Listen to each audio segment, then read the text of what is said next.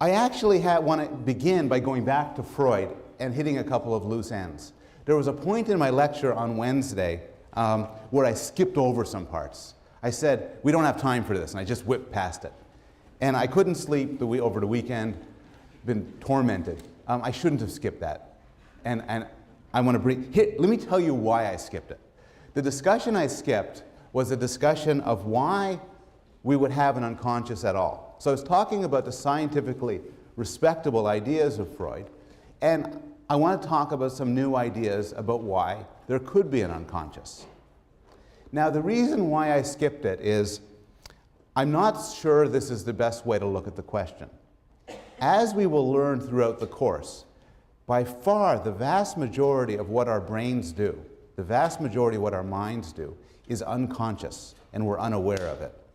So the right question to ask may not be, why are some things unconscious, but rather, why is this tiny subset of mental life, why is this conscious? On the other hand, these claims about the utility of unconsciousness, I think, are provocative and interesting, so I just wanted to quickly share them with you. So the question is, from an evolutionary standpoint, why would an unconscious evolve? And an answer that some psychologists and biologists have given is deception. So most animals do some deception. And deception, defined broadly, is simply act or be in some way that fools others into believing or thinking or responding to something that's false. There's physical examples of deception. When threatened, chimpanzees, their hair stands up on end, and that makes them look bigger, to fool others to thinking they're more dangerous than they are.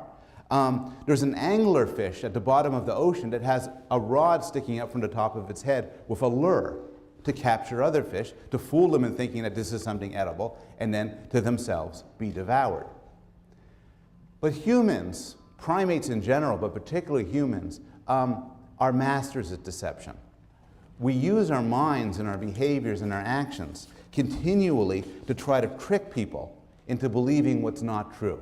We try to trick people, for instance, into believing that we're tougher, smarter, sexier, more reliable, more trustworthy, and so on, than we really are. And a large part of social psychology concerns the way in which we present ourselves to other people so as to make the maximally positive impression, even when that impression isn't true. At the same time, though, we've also evolved very good lie detection mechanisms. So not only is there evolutionary pressure for me to lie to you, for me to persuade you, for instance, that if we're going to have if you're threatening me, don't threaten me. I am not the sort of man you could screw around with.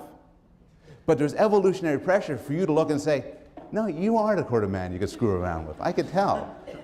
So how do you become a good liar? And here's where the unconscious comes in. The hypothesis is the best lies are lies we tell ourselves. You're a better liar, more generally, if you believe the lie that you're telling. This could be illustrated with a story about Alfred Hitchcock. The story goes he hated working with child actors, but he often had to. And the story goes he was dealing with a child actor who simply could not cry.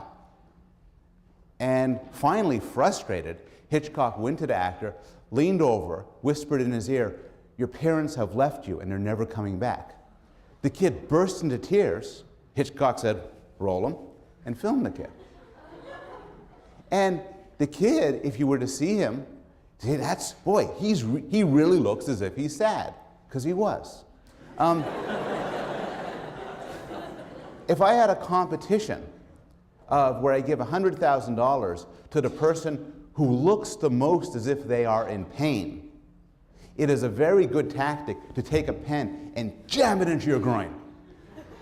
Because you will look extremely persuasively as if you are in pain. If I want to persuade you that I love you, would never leave you, you can trust me with everything, it may be a superb tactic for me to believe it.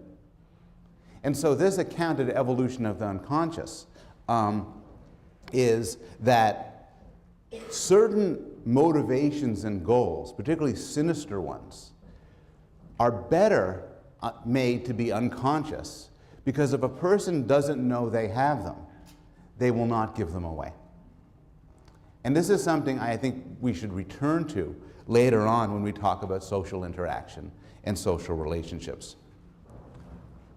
One other thing on Freud, just a story of the falsification of Freud. I was taking my younger child home from a play date on Sunday, and he asked me out of the blue, "Why can't you marry your mother or your father?" Now that's actually a difficult question to answer for a child, but I tried my best to give him an answer. And then I said, then I thought back on a Freud lecture. And so I asked him, if you could marry anybody you want, who would it be? Imagining he'd make explicit the Oedipal complex and name his mother. Instead, he paused for a moment and said, I would marry a donkey and a big bag of peanuts.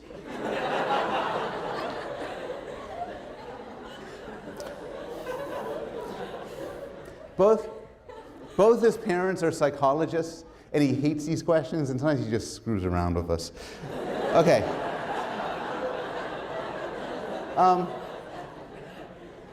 Last class, I started with Freud, and I want to turn to Skinner. And the story of Skinner and science is somewhat different from the story of Freud. Freud developed and championed the theory of psychoanalysis by himself. It is as close as you could find in science to a solitary invention. Obviously, he drew upon all sorts of sources and predecessors, but psychoanalysis is identified as Freud's creation. Behaviorism is different.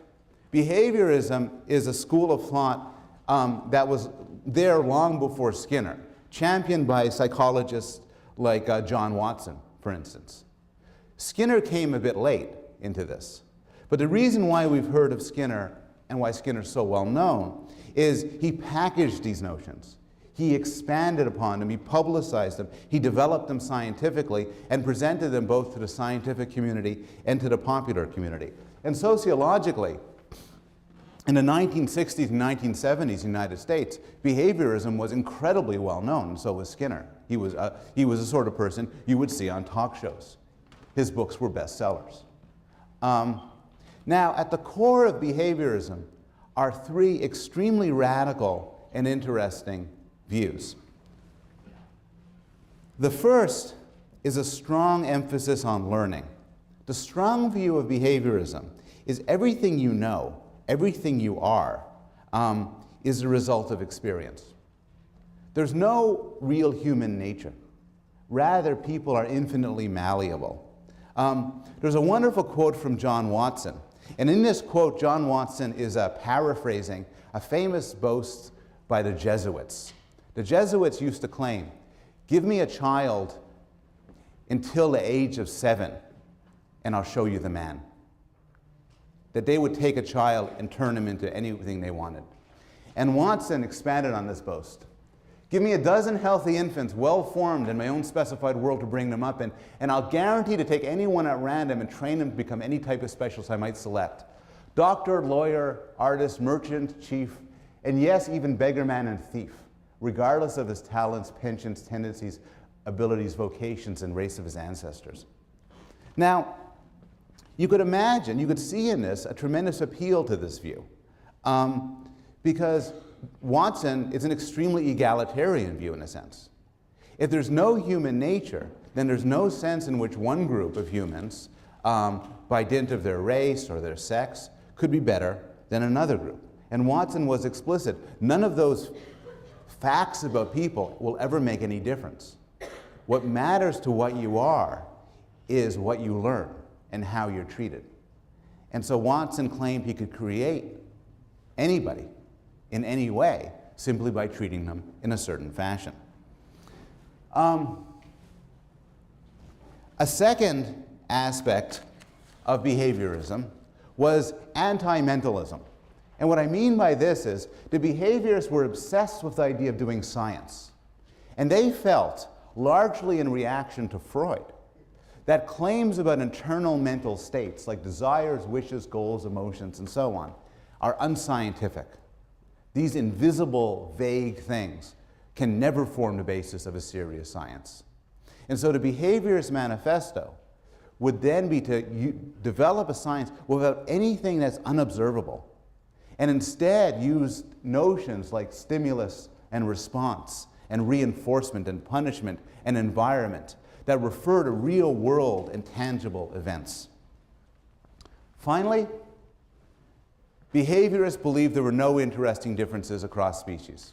A behaviorist might admit that a human can do things that a rat or pigeon couldn't. But a behaviorist might just say, look, those are just general associative powers that differ. Or they may even deny it. They might say humans and rats aren't different at all. It's just humans tend to live in a richer environment than rats. From that standpoint, from that theoretical standpoint, comes a methodological approach, which is if they're all the same, then you could study human learning by studying non-human animals. And that's a lot of what they did. Okay. I'm going to frame my introduction, my discussion of behaviorism in terms of the three main learning principles that they argued can explain all of human mental life, all of human behavior. And then I want to turn to objections to behaviorism, but these three principles are powerful and very interesting. The first is habituation. This is the very simplest form of learning.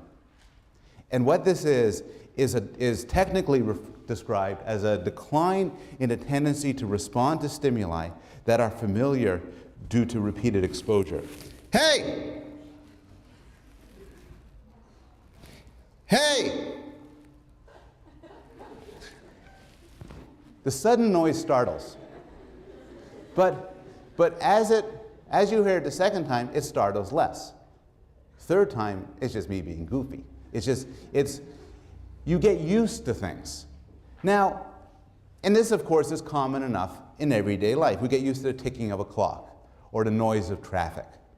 But it's actually a very important form of learning, because imagine life without it. Imagine life where you never got used to anything, where, suddenly somebody steps forward and waves their hand, you go, ah, and then they wave their hand, go, ah, and you keep, and there's the loud ticking of a clock, and you say, And that's not the way animals or humans work. You get used to things, and it's actually critically important to get used to things because it's a useful adaptive mechanism to keep track on new events and objects. It's important to notice something when it's new, because then you have to decide whether it's going to harm you, how to deal with it, to attend to it. But you can't keep on noticing it. And in fact, you should stop noticing it after it's been in an environment for long enough. So this counts as learning because it happens through experience. It's a way to learn through experience, to change your way of thinking through experience. And also it's useful because harmful stimuli are noticed, but when something has shown itself to be part of the environment, you don't notice it anymore. The existence of habituation is important for many reasons. One thing it's important for is clever developmental psychologists have used habituation as a way to study creatures who can't talk, like non-human animals and young babies.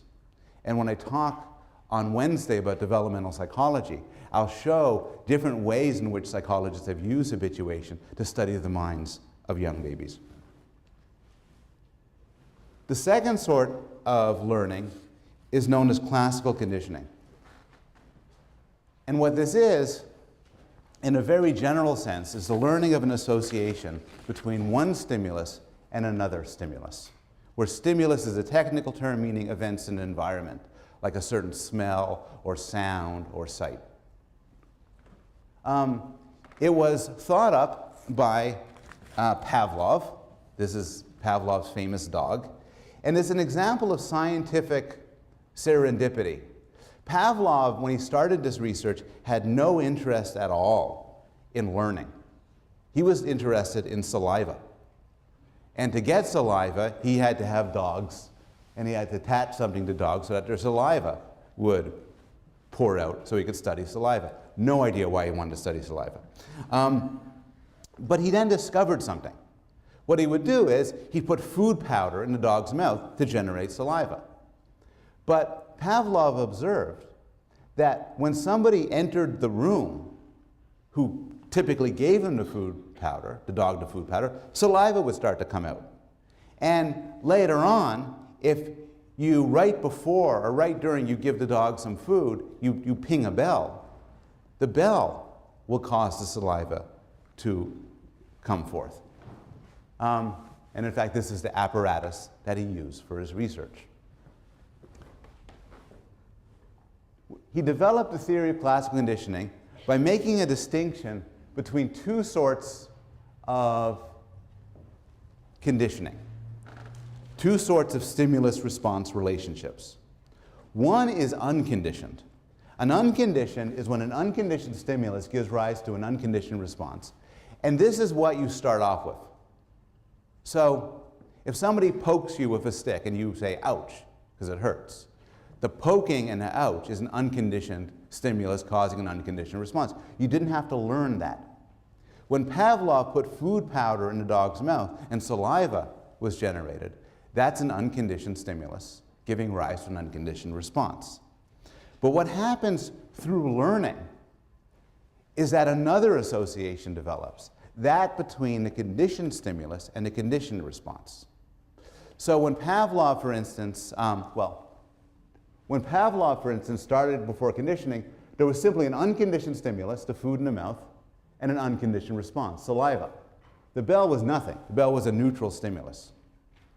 But over and over again, if you put the bell and the food together, pretty soon the bell will generate saliva.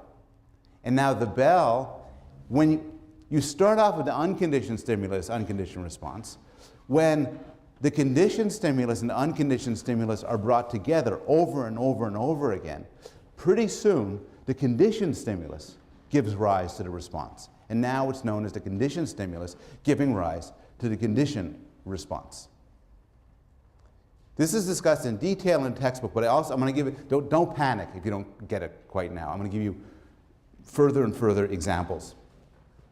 So the idea here is repeated pairings of the unconditioned stimulus and the conditioned stimulus will give rise to the response. And there's a difference between reinforced trials and unreinforced trials. A reinforced trial is when the conditioned stimulus and the unconditioned stimulus go together. And to put it in a crude way, you're teaching the dog that the bell goes with the food. An unreinforced trial is when you get the food without the bell. You're not teaching the dog this. And in fact, once you teach an animal something, if you stop doing the teaching, the response goes away. And this is known as extinction. So here's a graph. If you get they really count the number of cubic centimeters of saliva.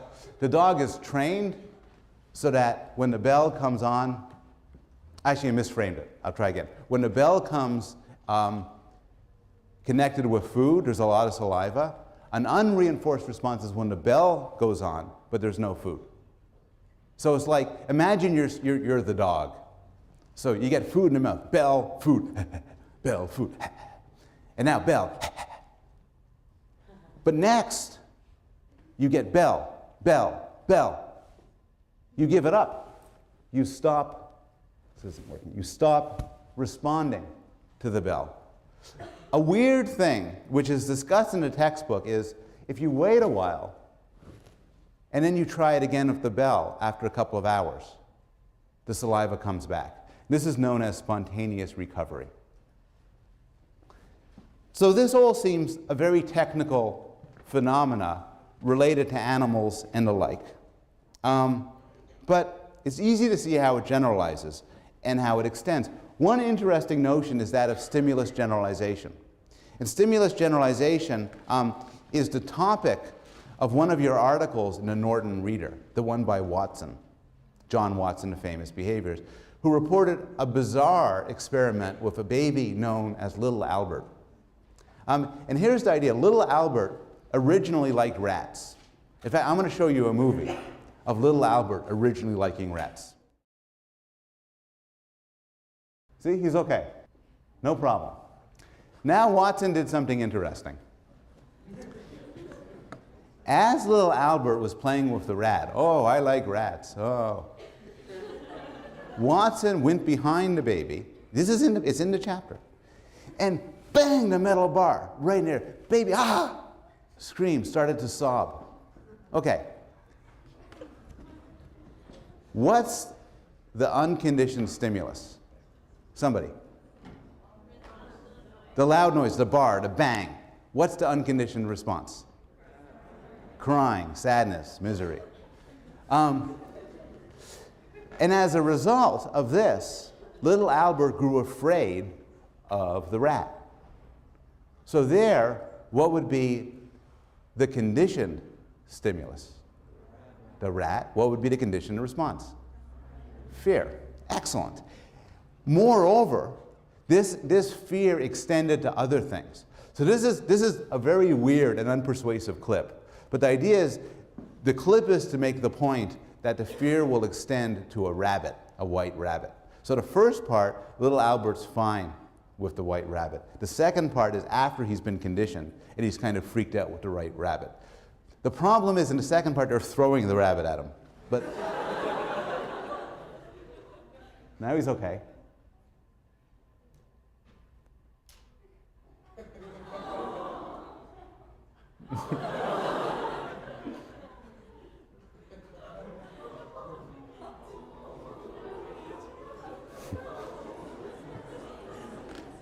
Isn't mic on? Mic? Oh, this is fine. This is one of a long list of experiments that we can't do anymore. So, classical conditioning is more than a laboratory phenomena. The findings of classical conditioning have been extended and replicated in all sorts of animals, including crabs, fish, cockroaches, and so on. And it's been argued to be an extension of, it's argued to underlie certain interesting aspects of human responses. So I have some examples here. One example is fear. So the little Albert idea, the little Albert experiment provides an illustration for how phobias could emerge. Some proportion of people in this room have phobias. Imagine you're afraid of dogs. Well, a possible story for why he became afraid of dogs is that one day a dog came up and he was a neutral stimulus, no problem, and all of a sudden he bit you. Now the pain of a bite, being bit, and then the pain and fear of that is an unconditioned stimulus, unconditioned response. You're just born with that, ow. But the presence of the dog there is a conditioned stimulus, and so you grew to be afraid of dogs. If you believe this, this also forms the basis for a theory of how you could make phobias go away. How do you make conditioned stimulus, conditioned response links go away? Well, what you do is you extinguish them. How do you extinguish them? Well, you show the thing that would cause you to have the fear without the unconditioned stimulus. Here's an illustration. It's a joke. He's simultaneously confronting the fear of heights, snakes, and the dark because he's trapped in that thing. And the logic is not bad. He's stuck in there. Those are all the conditioned stimulus, but nothing bad happens. So his fear goes away. The problem with this is, while he's stuck in there, he has a screaming, horrific panic attack. And then it makes his fear much worse. So what they do now, though, and we'll talk about this much later in the course when we talk about clinical psychology, but one cure for phobias does draw upon, in a more intelligent way, the behaviorist literature. So the claim about a phobia is that there's a bad association between, say, dog and fear, or between airplanes or snakes and some bad response. So what they do is what's called systematic desensitization. which is they expose you to what causes you the fear, but they relax you at the same time. So you replace the aversive, classical conditioned fear with something more positive. Traditionally, they used to teach people relaxation exercises, but that proves too difficult, so nowadays they just pump you full of some drug. It gets you really happy. And so you're really stoned out of your head. You're there with the dog and say, this isn't so bad. It's more complicated than that. But the notion is you can use these associative tools perhaps to deal with questions about fear, phobias, and how they go away. Hunger. We'll spend some time in this course discussing why we eat and when we eat. And one answer to why we eat and when we eat is that there's cues in the environment that are associated with eating. And these cues generate hunger. For those of you who are trying to quit smoking, you'll notice that there's time, or quit drinking, there's times of the day or certain activities that really make you want to smoke or really make you want to drink. And from a behaviorist point of view, this is because of the associative history of these things. More speculatively, classical conditioning has been argued to be implicated in the formation of sexual desire, including fetishes. So a behaviorist story about fetishes, for instance, is it's straightforward classical conditioning. Just as your lover's caress brings you to orgasm, your eyes happen to fall upon the shoe. Through the simple tools of classical conditioning, then, the shoe becomes a conditioned stimulus, giving rise to the conditioned response of sexual pleasure. This almost certainly is not the right story. But again, just as in phobias, some ideas of classical conditioning may play some role in determining what we like and what we don't like sexually. And in fact, one treatment for pedophiles and rapists involved controlled fantasies during masturbation to shift the association from domination and violence, for instance, to develop a more positive associations with sexual pleasure. So the strong classical conditioning stories about fetishes and fears sound silly in the extreme, and they probably are. But at the same time, classical conditioning can be used at least to shape the focus of our desires and of our interest.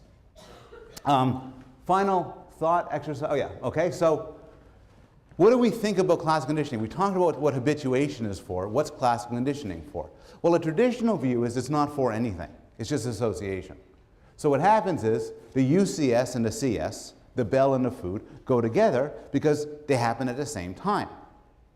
And so classical conditioning should be the strongest when these two are simultaneous. And the response to one is the same as the response to the other. This is actually no longer the mainstream view. The mainstream view is now a little bit more interesting. It's that what happens in classical conditioning is preparation. What happens is you become sensitive to a cue that an event is about to happen, and that allows you to prepare for the event. This makes certain predictions. It predicts that the best timing is when the conditioned stimulus, which is the signal, comes before the unconditioned stimulus, which is what you have to prepare for. And it says the conditioned response may be different from the unconditioned response. So move away from food.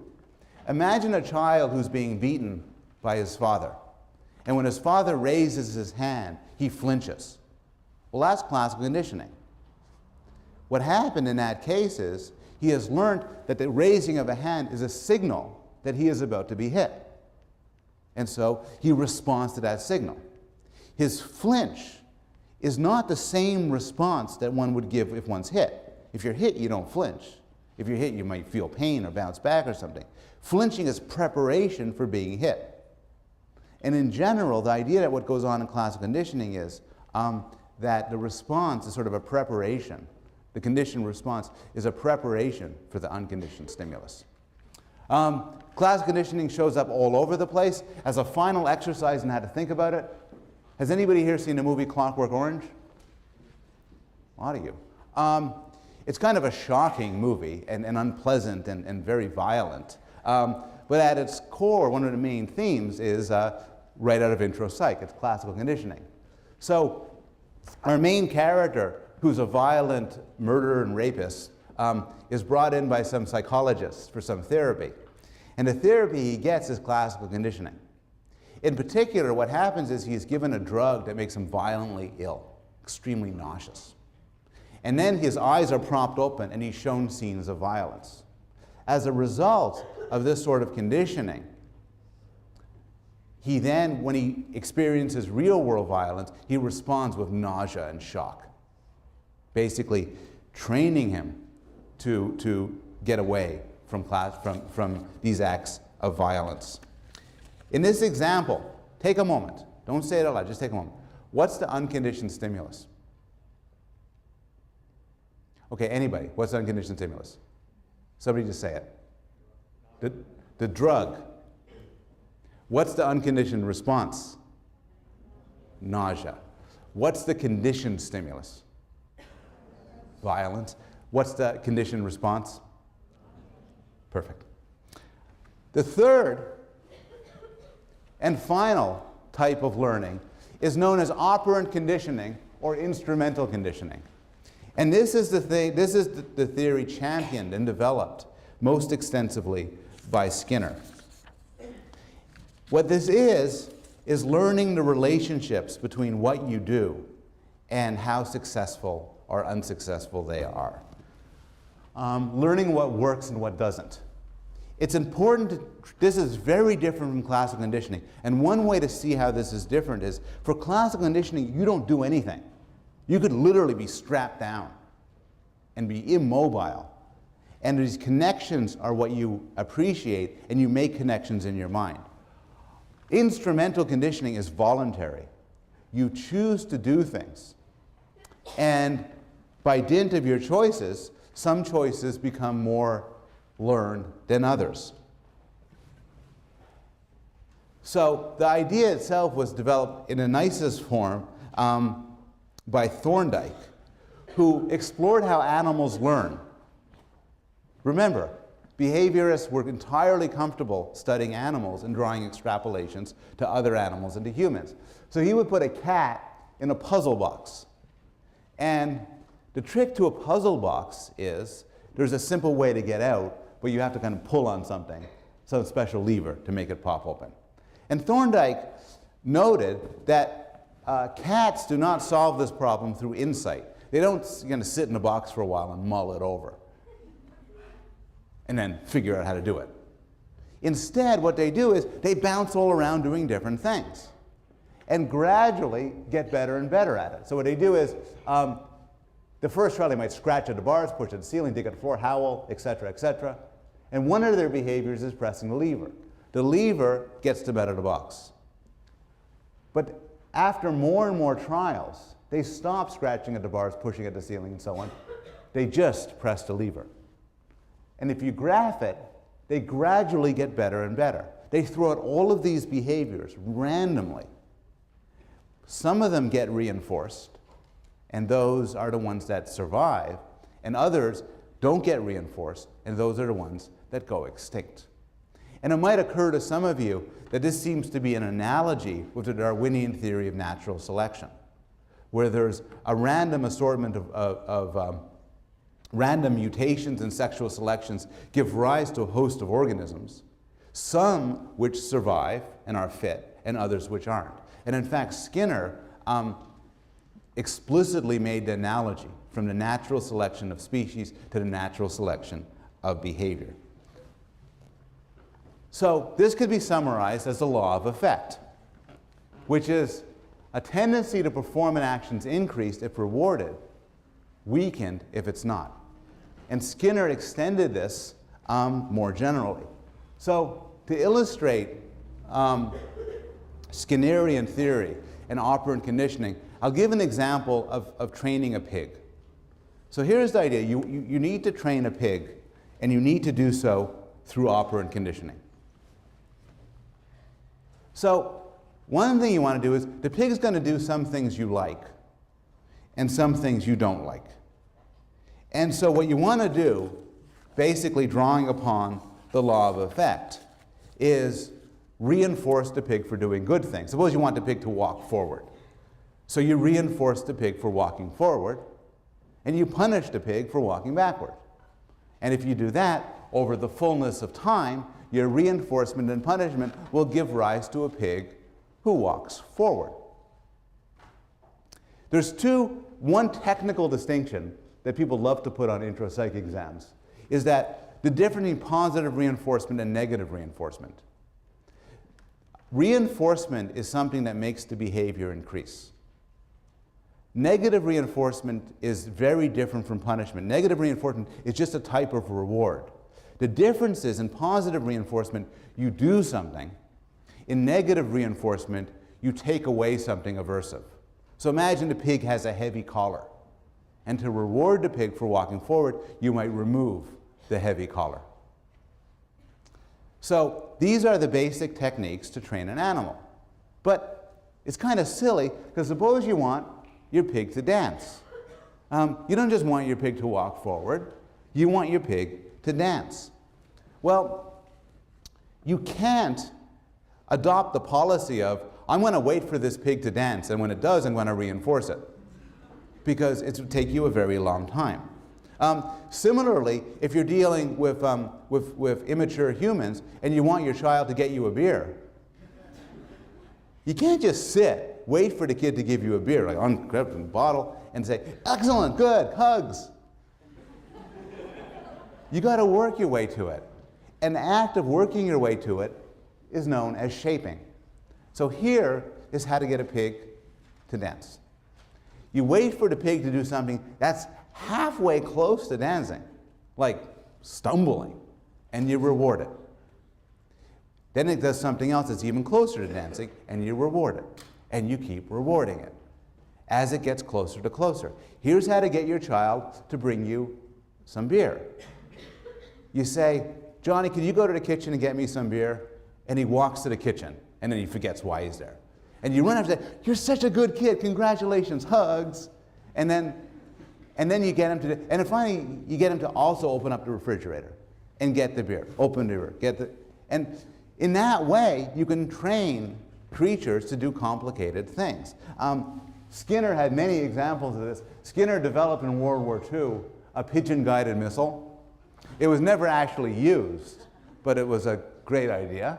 And people, in fact, the history of the military in the United States and other countries includes a lot of attempts to get animals like pigeons or dolphins to do interesting and deadly things through various training. More recreational, Skinner was fond of teaching animals to play ping pong. And again, you don't teach an animal to play ping pong by waiting for it to play ping pong and then rewarding it. Rather, you reward approximations to it. Now, basically, there are primary reinforcers. There are some things pigs naturally like. Food, for instance. There are some things pigs actually automatically don't like being hit or shocked. But in the real world, when dealing with humans, but even when dealing with animals, we don't actually always use primary reinforcers or negative reinforcers. What we often use are things like, for my dog, saying good dog. Now, saying good dog is not something the dog has been built, pre-wired to find pleasurable. But what happens is you can do a two-step process. You can make good dog positive through classical conditioning. You give the dog a treat and say good dog. Now, the phrase good dog will carry the rewarding quality, and you could use that rewarding quality in order to train it. And through this way, behaviorists have developed token economies where they get non-human animals to do interesting things for seemingly arbitrary rewards like poker chips. And in this way, you can increase the utility and ease of training. Finally, in the examples we're giving, whenever the pig does something you like, you reinforce it. But that's not how real life works. Real life, for both humans and animals, involve cases where the reinforcement doesn't happen all the time, but actually happens according to different schedules. And so there's a distinction between fixed schedules versus ratios, variable schedules, and ratio versus interval. And this is something you could print out to look at. I don't need to go over it in detail. The difference between ratio is a reward every certain number of times somebody does something. So if every 10th time your dog brought you the newspaper, you gave it hugs and treats, that's ratio. An interval is over a period of time. So if your dog gives you, I don't know, dances for an hour straight, that would be an interval thing. And fixed versus variable speaks to whether you give a reward on a fixed schedule, like every 5th time, or variable, sometimes on the 3rd time, sometimes on the 7th time, and so on. And there are examples here, and I don't need to go over them. It's easy enough to think of examples in real life. So for example, a slot machine is variable ratio. It goes off after it's been hit a certain number of times. It doesn't matter how long it takes you to do it, it's the number of times you pull it down. But it's variable because it doesn't always go off in the 1000th time. You don't know, it's unpredictable. The slot machine is a good example of a phenomena known as the partial reinforcement effect. And this is kind of neat. It makes sense when you hear it, but it's a sort of finding that's been validated over and over again with animals and non-humans. Here's the idea. Suppose you want to train somebody to do something. And you want the training such that they'll keep on doing it, even if you're not training them anymore, which is typically what you want. If you want that, the trick is don't reinforce it all the time. Behaviors last longer if they're reinforced intermittently, and this is known as the partial reinforcement effect. Thinking of this psychologically, it's as if whenever you put something in a slot machine, it gave you money. Then all of a sudden it stopped. You keep on doing it a few times, but then you say, fine, it doesn't work. But what if it gave you money 1 out of every 100 times? Now you keep on trying. And because the reinforcement is intermittent, you don't expect it as much. And so your behavior will persist across often a huge amount of time. I mean, here's a good example. What's the very worst thing to do when your kid cries to go into bed with you? And you don't want him to go into bed with you.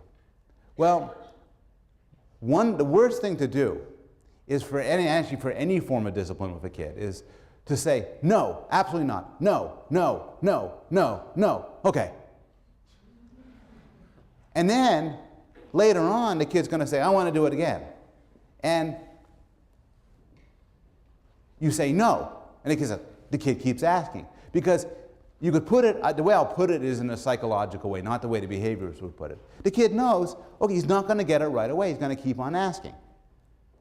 And so typically, what you're doing inadvertently in those situations is you're exploiting the partial reinforcement effect. If I want my kid to do something, I should say yes 1 out of every 10 times. Unfortunately, that's the evolution of nagging. Because you nag, you nag, you nag, person says, fine, okay, and that reinforces it. If Skinner kept the focus on rats and pigeons and dogs, he would not have the impact that he did. But he argued that you could extend all of these notions to humans and to human behavior. So for example, he argued that the prison system needs to be reformed. Because instead of focusing on notions of justice and retribution, what we should do is focus instead on questions of reinforcing good behaviors and punishing bad ones.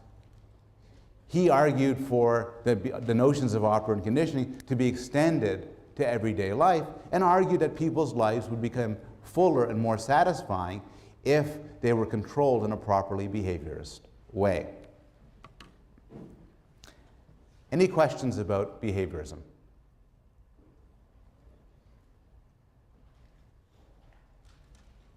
What are your questions about behaviorism?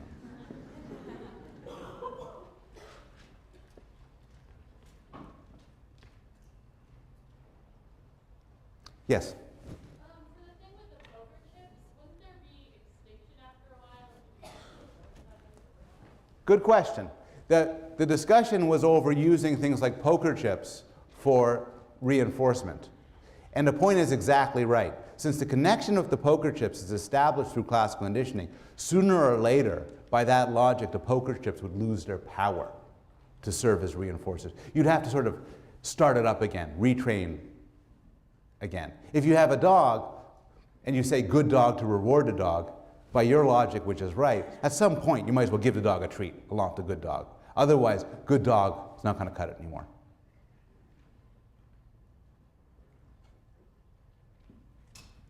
Yes? Did they ever try Skinner's idea with prisons in any way? As far as I know, Skinner and Skinnerian psychologists were never directly involved in the creation of prisons. On the other hand, the psychological theory behaviorism has had a huge impact, and I think a lot of people's ways of thinking about criminal justice and criminal law has been shaped by behaviorist principles. So for instance, institutions like mental institutions and some prisons have installed token economies, where there's rewards for good behavior, often poker chips of a sort, and then you could cash them in for other things. And to some extent, these have been shaped by an adherence to behaviorist principles. Okay. So here are the three general positions of behaviorism. That there is no innate knowledge, all you need is learning, that you could explain human psychology without mental notions like desires and goals, and that these mechanisms apply across all domains and across all species. I think it's fair to say that right now just about everybody agrees all of these three claims are mistaken.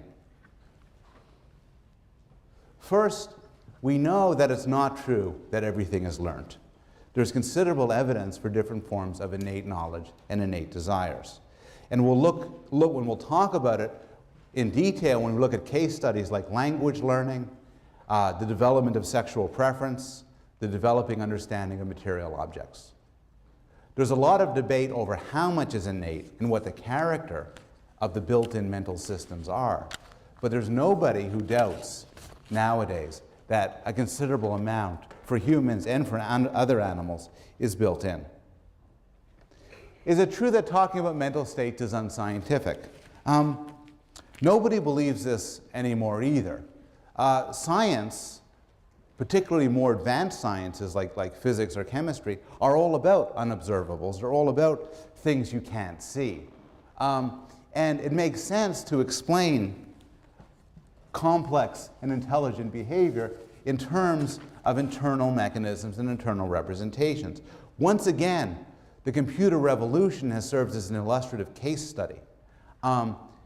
If you have a computer that plays chess and you want to explain how the computer plays chess, it's impossible to do so without talking about the programs and mechanisms inside the computer. Is it true that animals need reinforcement and punishment to learn? No. And there's several demonstrations at the time of Skinner suggesting that they don't. This is from a classic study by Tolman, where rats were taught to run a maze. And what they found was the rats did fine. They learned to run a maze faster and faster when they're regularly rewarded. But they also learn to run a maze faster and faster if they're not rewarded at all.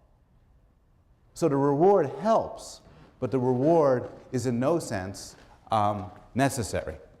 And here's a more sophisticated illustration of the same point. And this is a sort of finding, an old finding from before most of you were born. That was a huge embarrassment for the Skinnerian theory, as it suggests that rats, in fact, had mental maps, an internal mechanism that he used to understand the world, entirely contrary to the behaviorist idea everything could be explained in terms of reinforcement and punishment. Finally, is it true that there's no animal-specific constraints for learning? And again, the answer seems to be no. Animals, for instance, have natural responses. So you could train a pigeon to peck for food.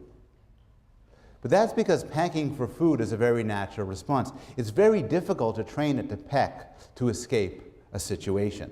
You can train it to flap its wings to escape a situation, but it's very difficult to get it to flap its wings for food. And the idea is they have sort of natural responses that these learning situations might exploit and might channel. But essentially, they do have certain natural ways of acting towards the world. We know that not all stimuli and responses are created equal. So the Gray textbook has a very nice discussion of the Garcia effect. And the Garcia effect goes like this. Does anybody here have any food aversions? I don't mean foods you don't like. I mean foods that really make you sick. Often, food aversions in humans and other animals can be formed through a form of association. What happens is, suppose you have the flu and you get very nauseous. And then at the same point you eat some sashimi for the first time. The connection between being nauseous and eating a new food is very potent. And even if you know intellectually full well that the sashimi isn't why you became nauseous, still you'll develop an aversion to this new food. When I was younger, when I was a teenager, I drank this Greek liqueur, ouzo, with beer. I didn't really have a flu at the time, but I became violently ill. And as a result, I cannot abide the smell of that Greek liqueur. Now, thank God I didn't develop an aversion to beer. But small miracles. But the smell is very distinctive, and for me was new to me. And so through the Garcia effect, I developed a strong aversion. What's interesting, though, is the aversion is special. So if you take an animal and you give it a new food, and then you give it a drug to make it nauseous, it will avoid that food. But if you take an animal and you give it a new food, and then you shock it very painfully, it won't avoid the new food. And the idea is that a connection between what something tastes and getting sick is natural. We are hardwired to say, look, if I'm going to eat a new food and I'm going to get nauseous, I'm going to avoid that food. The Garcia effect is that this is special to taste and nausea.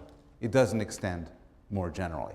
Finally, I talked about phobias, and I'll return to phobias later on in this course.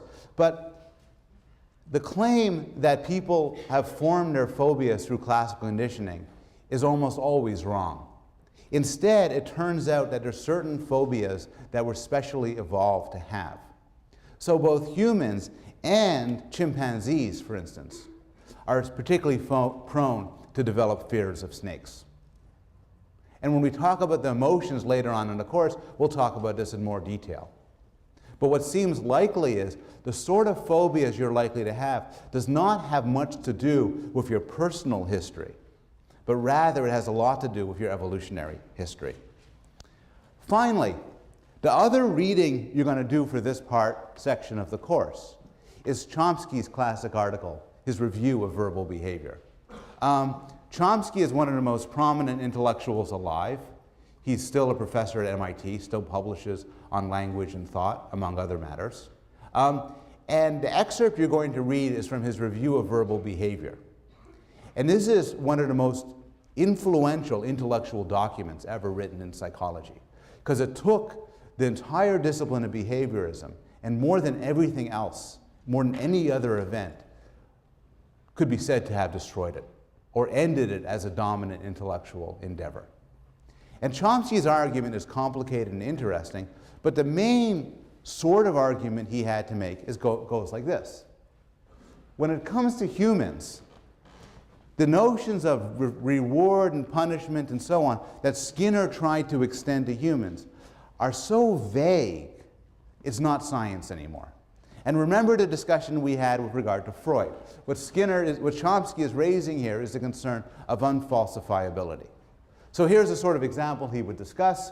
Skinner, in his book Verbal Behavior, talks about the question of why do we do things like talk to ourselves, imitate sounds, create art, give bad news to an enemy, fantasize about pleasant situations. And Skinner says that they all involve reinforcement. Those are all reinforced behaviors. But Skinner doesn't literally mean that when we talk to ourselves, somebody gives us food pellets. He doesn't literally mean even that when we talk to ourselves, somebody pats us on the head and says, "Good man, perfect, I'm very proud." What he means, for instance, in this case is, well, talking to yourself is self-reinforcing. Or giving bad news to an enemy is reinforcing because it makes your enemy feel bad. Well, Chomsky says the problem is, it's not that that's wrong. That's all true. It's just so vague as to be useless. Skinner isn't saying anything more. To say giving bad news to an enemy is reinforcing because it makes the enemy feel bad doesn't say anything different from giving bad news to an enemy feels good because we like to give bad news to an enemy. It's just putting in more scientific terms. More generally, Chomsky suggests that the law of effect, when applied to humans, is either trivially true, trivially or uninterestingly true, or scientifically robust and obviously false. So, if you want to expand the notion of reward or reinforcement to anything, then it's true. So why did you come, those of you who are not freshmen, all of you, why did you come to Yale for a second semester? Well, I repeated my action because the first semester was rewarding. Okay, what do you mean by that? Well, you don't literally mean that somebody rewarded you, like gave you pellets and stuff. What you mean is you chose to come here for the second semester. And there's nothing wrong with saying that, but we shouldn't confuse it with science. And more generally, the problem is you can talk about what other people do in terms of reinforcement and punishment and operant conditioning and classical conditioning. But in order to do so, you have to use terms like punishment and reward and reinforcement in such a vague way that in the end, you're not saying anything scientific.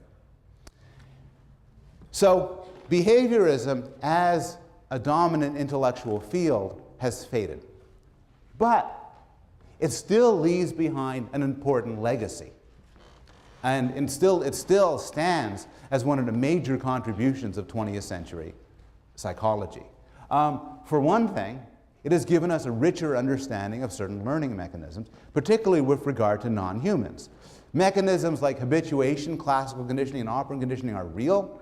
They can be scientifically studied, and they play an important role in the lives of animals, and probably an important role in human lives as well. They just don't explain everything. Finally, and this is something I'm going to return to on Wednesday, actually, behaviorists have provided powerful techniques for training, particularly for nonverbal creatures. So this extends to animal trainers, but it also extends to people who want to teach young children and babies, and also want to help populations like the severely autistic or the severely retarded. Many of these behaviorist techniques have proven to be quite useful. And in that regard, as well as in other regards, it stands as an important contribution.